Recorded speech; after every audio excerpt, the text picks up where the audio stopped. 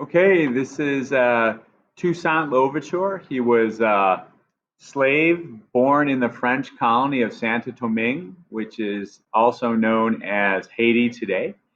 And he was self-educated and he heard about the ideas of the French Revolution and the Enlightenment.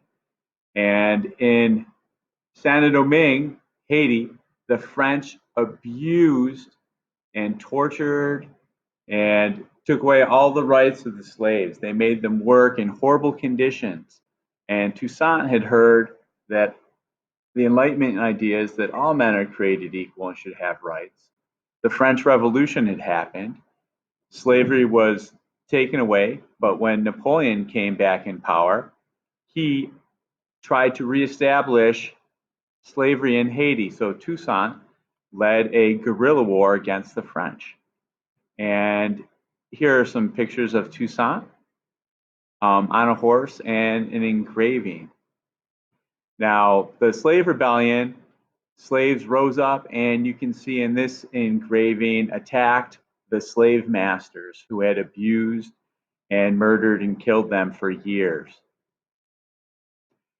Here's a battle. The French soldiers are getting attacked by, you can see over here, former slaves.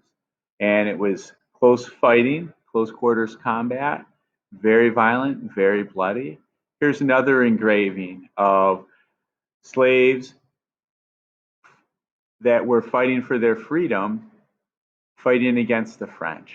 And the former slaves refused to be property of the French and were fighting for their freedom, and they eventually won.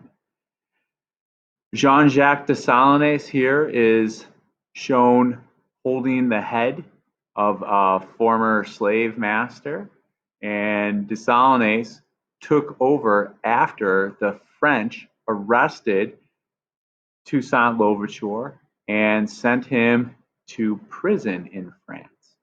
Dessalines still fought for freedom, and Haiti's eventually going to get freedom. And here's a picture of Toussaint commanding his troops from a hilltop. And here's a picture of the French talking to Toussaint, trying to make a deal. And this is the fort where Toussaint was imprisoned. And in this fort, he would die in 1803. Haiti becomes independent. Jean-Jacques Dessalines takes over the fight against the French, and Napoleon then leaves the New World. He sells a lot of his land to the United States in the Louisiana Purchase. But Haiti becomes the first country that is totally free and ends slavery.